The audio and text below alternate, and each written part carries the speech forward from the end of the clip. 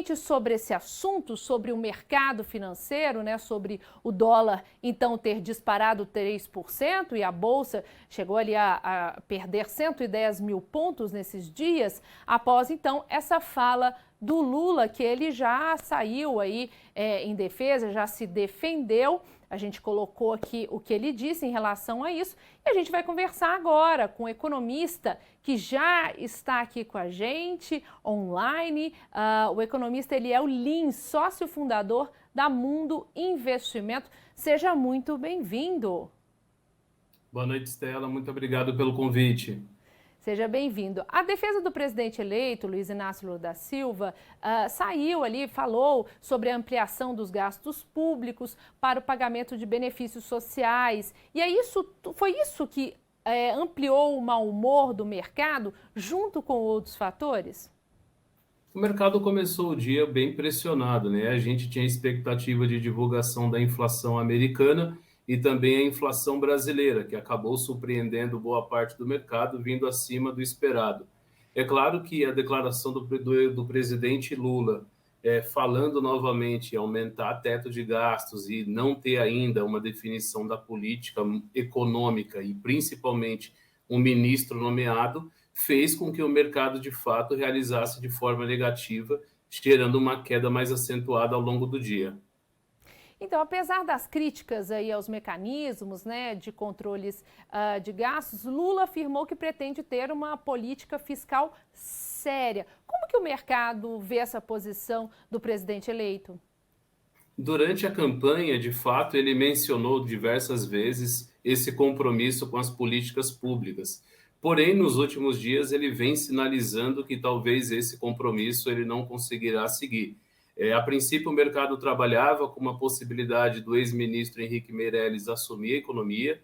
Essa semana surgiram rumores em Brasília de que talvez Fernando Haddad poderia assumir, e isso está fazendo com que o mercado fique um pouco apreensivo sem saber qual vai ser essa condução. Se de fato ele vai partir para um lado mais técnico, olhando as contas públicas e o compromisso fiscal, ou se ele vai partir para a politização e não ter uma pessoa técnica no comando da pasta. Sim, a questão da equipe econômica, né, como você acabou de dizer agora, nós vimos ali que Geraldo Alckmin já sinalizou Guido Mantega, né, que vai estar presente no governo, não sabemos em qual cargo seria, porque ele está na equipe de transição. Essa questão preocupou os economistas ou o nome do Guido Mantega não deixa o mercado nervoso? Preocupa porque o Guido foi ministro, então, do ex-governo Dilma e, teoricamente, o mercado não se agrada desse nome. A grande dúvida do mercado hoje, basicamente, está em dois pontos. O primeiro é a composição dessa equipe econômica, que até o momento ele não sinalizou quem será o ministro. Então, o mercado trabalha com N possibilidades, cada dia surge um novo nome, e isso vai trazendo volatilidade para o mercado. Outro ponto que o mercado está muito apreensivo é o tamanho da PEC de transição que o governo precisa aprovar ainda este ano para dar continuidade nos programas sociais que o próprio Lula prometeu durante a sua campanha.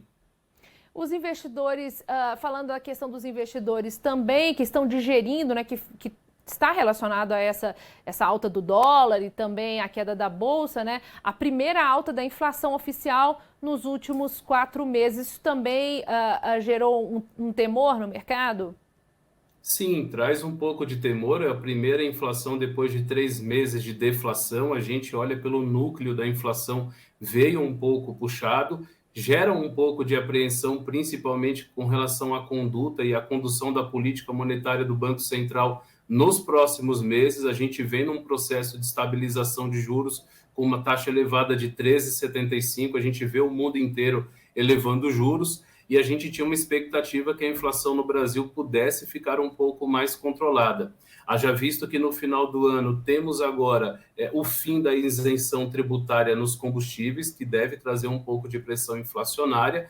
A nova renovação agora, vindo do auxílio emergencial, é mais dinheiro na economia que vai aumentar o consumo, e esse consumo pode continuar pressionando a inflação ao longo de 2023, trazendo uma recessão ou até mesmo uma dificuldade no Brasil de crescer ao longo de 2023.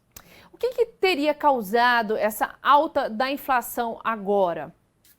Basicamente, o que mais puxou a inflação deste mês foi a parte de transportes, puxado principalmente pelo setor aéreo, com uma contribuição de 27% no aumento, né? Praticamente todos os indicadores da inflação teve alteração positiva comparado ao mês anterior, mas principalmente puxado por transportes. Sem dúvida. Como que o consumidor, né, deve se preparar? Ao momento, então, a gente viu que teve uma elevação de 3% do dólar. Esse momento é um momento de comprar o dólar, esperar como que o mercado vai sentir nos próximos dias. Quais são as orientações para o consumidor? Olha, o dólar hoje ele fechou com uma alta de 4,23%, é a maior alta desde 16 de março de 2020. Para se ter uma ideia do tamanho desse impacto que o mercado brasileiro sofreu hoje, a bolsa americana acabou subindo 5,77, com a inflação americana vindo abaixo do esperado, o que deve trazer uma sinalização de que o Banco Americano deve subir juros numa menor magnitude do que o mercado estava esperando. E quando a gente olha para o Brasil, olhando o dólar neste patamar de preço, é muito difícil a gente precificar se vale a pena ou não a gente entrar comprando o dólar agora por uma simples razão. Se o Lula decide colocar um ministro da Economia mais técnico, com um olhar mais voltado para as contas públicas, a probabilidade desse dólar voltar e cair é muito grande.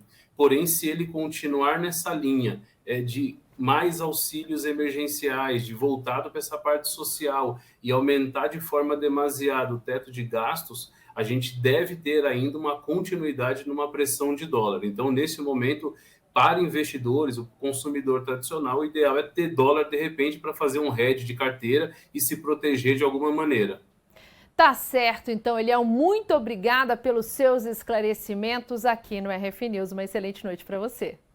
Para você também. Obrigado, Estela.